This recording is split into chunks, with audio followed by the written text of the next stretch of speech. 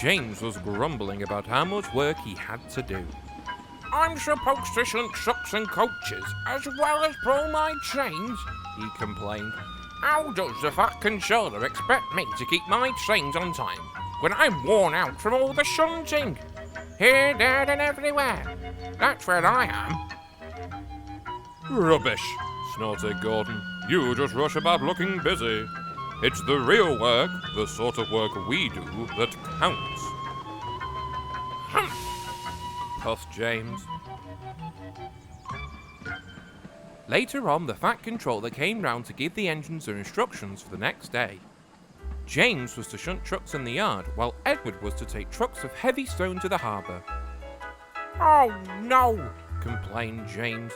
"Why do I always have to do the shunting while Edward gets a nice easy run to the harbour?" "You can take my trucks if you like," offered Edward kindly. "It'll make a change to do some shunting." James asked the Fat Controller, who agreed that the two engines could swap duties, and next morning James went happily to find the trucks.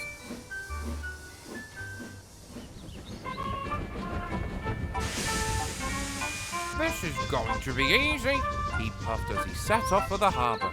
"What a lovely day I shall have." But the trucks did not agree. They were used to Edward pulling them, and James treated them more roughly than Edward.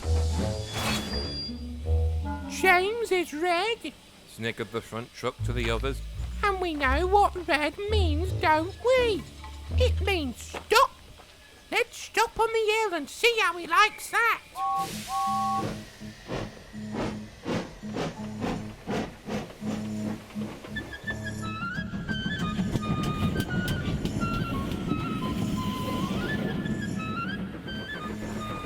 The trucks behaved well at first, and James was feeling very pleased with himself.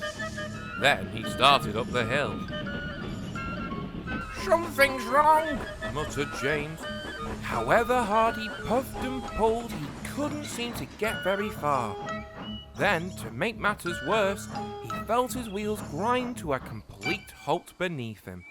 It was the steepest part of the line.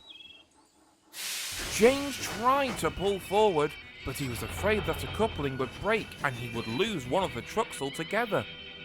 The trucks all sniggered as he muttered furiously to himself. Then, the front truck gave the order to move again, and all of a sudden, the trucks ran forward and gave James a big bump on his tender. He lurched forward to the top of the hill. "Oh, help!" he wailed as the trucks pushed him faster and faster down the hill. "Help! I can't stop!"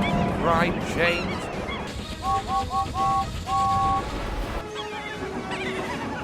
The driver, struggling against the weight of trucks behind, put the brakes on hard.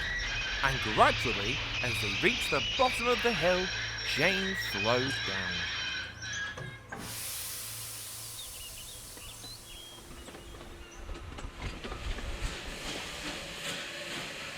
By the time James reached the harbour, he was exhausted.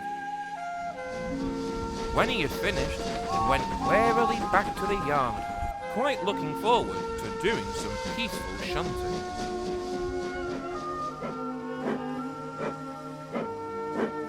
"Well, well," chuckled Gordon. "Look, here's James, back after doing some proper work. I expect he needs a rest now." James pretended that he hadn't heard.